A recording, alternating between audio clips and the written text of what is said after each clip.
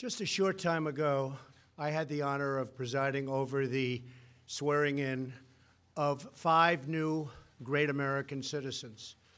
It was a beautiful ceremony and a moving reminder of our nation's proud history of welcoming legal immigrants from all over the world into our national family. I told them that the beauty and majesty of citizenship is that it draws no distinctions of race or class or faith or gender or background. All Americans, whether first generation or 10th generation, are bound together in love and loyalty, friendship and affection. We are all equal. We are one team and one people proudly saluting one great American flag. We believe in a safe and lawful system of immigration, one that upholds our laws, our traditions, and our most cherished values. Unfortunately, our immigration system has been badly broken for a very long time. Over the decades, many presidents and many lawmakers have come and gone, and no real progress has been made on immigration. We are now living with the consequences, and they are tragic, brought about by decades of political stalemate, partisan gridlock, and national neglect. There is a humanitarian and security crisis on our southern border that requires urgent action. Thousands of children are being exploited by ruthless coyotes and vicious cartels and gangs. 1 in 3 women is sexually assaulted on the dangerous journey north. In fact, many loving mothers give their young daughters birth control pills for the long journey up to the United States because they know they may be raped or sexually accosted or assaulted. Nearly 50 migrants a day are being referred for urgent medical care. Vast quantities of lethal narcotics are flooding through our border and into our communities, including meth, cocaine, heroin, and fentanyl. Drugs kill 78,000 Americans a year and cost our society in excess of $700 billion. Heroin alone kills 300 Americans a week, 90% of which comes across our southern border. We can stop heroin. Illegal immigration reduces wages and strains public services. The lack of border control provides a gateway, a very wide and open gateway, for criminals and gang members to enter the United States, including the criminal aliens who murdered a brave California police officer only a day after Christmas. I've gotten to know and love angel moms, dads, and family who lost loved ones to people illegally in our country. I want this to end. It's got to end now. These are not talking points. These are the heartbreaking realities that are hurting innocent, precious human beings every single day on both sides of the border. As a candidate for president, I promised I would fix this crisis, and I intend to keep that promise one way or the other. Our immigration system should be the subject of pride, not a source of shame, as it is all over the world. Our immigration system should be the envy of the world, not a symbol of disunity and dysfunction. The good news is these problems can all be solved, but only if we have the political courage to do what is just and what is right. Both sides in Washington must simply come together, listen to each other, put down their armor, build trust, reach across the aisle, and find solutions. It is time to reclaim our future from the extreme voices who fear compromise and demand open borders, which means drugs pouring in, human trafficking, and a lot of crime. That is why I am here today to break the logjam and provide Congress with a path forward to end the government shutdown and solve the crisis on the southern border. If we are successful in this effort, we will then have the best chance in a very long time at real bipartisan immigration reform. And it won't stop here. It will keep going until we do it all. The proposal I will outline today is based on, first and foremost, on input from our border agents and Homeland Security professionals, and professionals they are. They know what they're doing. It is a compassionate response to the ongoing tragedy on our southern border. In recent weeks, we have met with large numbers of Democrat lawmakers to hear their ideas and suggestions. By incorporating the priorities of rank-and-file Democrats in our plan, we hope they will offer their enthusiastic support, and I think many will. This is a common-sense compromise both parties should embrace. The radical left can never control our borders. I will never let it happen. Walls are not immoral.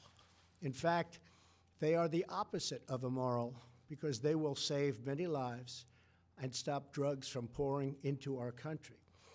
Our plan includes the following: $800 million in urgent humanitarian assistance, $805 million for drug detection technology to help secure our ports of entry, an additional 2,750 border agents and law enforcement professionals, 75 new immigration judge teams to reduce the court backlog of, believe it or not, almost 900,000 cases.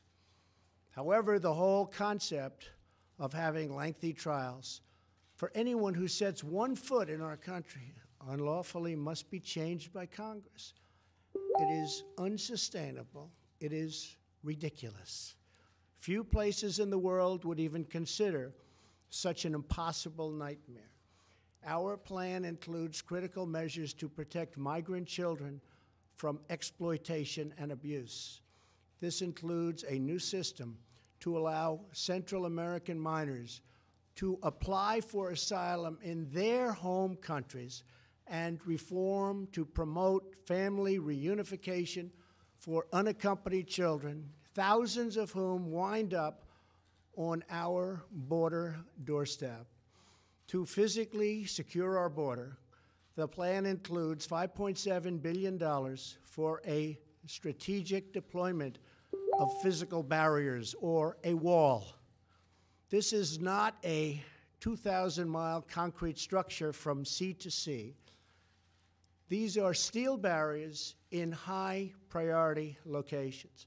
Much of the border is already protected by natural barriers such as mountains and water. We already have many miles of barrier, including 115 miles that we are currently building or under contract. It will be done quickly. Our request will add another 230 miles this year in the areas our border agents most urgently need. It will have an unbelievable impact. If we build a powerful and fully designed see-through steel barrier on our southern border, the crime rate and drug problem in our country would be quickly and greatly reduced. Some say it could be cut in half. Because these criminals, drug smugglers, gangs, and traffickers do not stop at our border. They permeate throughout our country, and they end up in some places where you'd least expect them. They go all over our country. A steel barrier will help us stop illegal immigration while safely directing commerce to our lawful ports of entry. Many of these security ideas have been proposed by Democrats themselves, and all of them have been supported by Democrats in the past, including a physical barrier wall or fence. Furthermore, in order to build the trust and goodwill necessary to begin real immigration reform, there are two more elements to my plan. Number one is 3 years of legislative relief for 700,000 DACA recipients brought here unlawfully by their parents at a young age many years ago. This extension will give them access to work permits, Social Security numbers, and protection from deportation, most importantly. Secondly, our proposal provides a 3-year extension of temporary protected status, or TPS. This means that 300,000 immigrants whose protected status is facing expiration will now have 3 more years of certainty so that Congress can work on a larger immigration deal, which everybody wants, Republicans and Democrats. And our farmers and vineyards won't be affected because lawful and regulated entry into our country will be easy and consistent. That is our plan: border security, DACA, TPS, and many other things. Straightforward, fair, reasonable, and common sense with lots of compromise. Senate Majority Leader Mitch McConnell has pledged to bring this bill to a vote this week in the United States Senate. Our proposal is not intended to solve all of our immigration challenges. This plan solves the immediate crisis, and it is a horrible crisis. It is a humanitarian crisis like we rarely see in our country. And it provides humanitarian relief, delivers real border security, and immediately reopens our federal government. If we are successful in this effort, then we can start the border project of remaking our immigration system for the 21st century. Once the government is open and we have made a down payment on border security and immigration reform starts to happen, I plan to convene weekly bipartisan meetings at the White House so we can do a finished product, a great product, a product that we can all be proud of having to do with that elusive immigration problem. Whatever we do, I can promise you this: I will never forget that my first duty and ultimate loyalty is to you, the American people. Any reforms we make to our immigration system will be designed to improve your lives, make your community safer, and make our nation more prosperous and secure for generations to come. Thank you, and God bless America. Thank you. Path to citizenship, Mr. President. You supported a path to citizenship last year, Mr.